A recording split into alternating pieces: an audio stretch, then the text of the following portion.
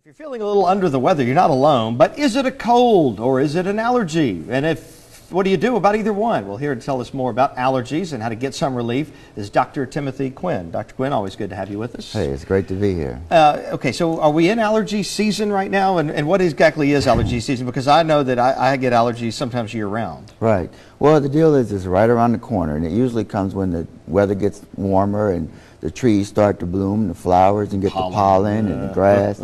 But the deal is we want to let people know what to look for. So if your nose is running or if you're sneezing, how do you know the difference? Because some people will kind of step back from it because they don't want to get your germs, and I'll say, oh, it's just allergies, don't worry. When in truth, I don't know if I've got a cold or allergies and if I might be contagious. How do you know the difference between them? Well, there's certain warning signs to look for. Normally, the allergies will present with, runny nose, sneezing, sore throat. But if you start to develop fever, that's when you really need to go and, seek medical attention. So fever, you might have a cold, you're saying? Okay, but I guess if the problem persists regardless, a medical professional could help you determine what it is. Now, if it's determined that it's an allergy, how do you treat an allergy? Well, there are over-the-counter treatments such as antihistamine, Zyrtec, Allegra.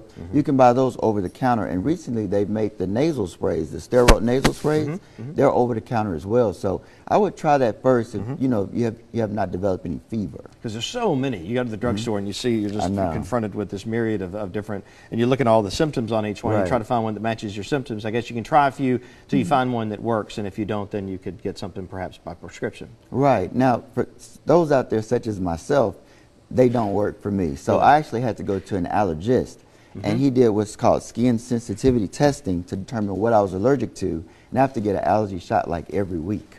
Well, that doesn't sound pleasant at all. Well, it is pleasant because it keeps me from getgetting allergies. I guess the alternative, you get the little prick each week, and then you don't have the allergies. So an allergist, do they actually, from what I understand it, is they actually introduce these different things that you might be allergic to until they find one that sets you off, basically? Right. What they do is they introduce them into your skin subdermally, and you'll develop like welts, or it'll swell up in those areas, and that lets them know what you're allergic to. I thought maybe they did it to see what you sneeze about or see when your nose runs, and then they know to treat that. Well, so it's not so unpleasant. Okay. Right, but it really works. So try over the counter first. If you develop fever, go see your doctor, and if nothing works, go see an allergist. And then they could diagnose it for you and I guess prescribe just the right thing to zero in on that particular problem. All right, always good information, and lots of folks are sniffling and sneezing right now, so maybe we've helped somebody out there this morning. Dr. Timothy Quinn, thanks. Good to see you. Hey, thank you for having me.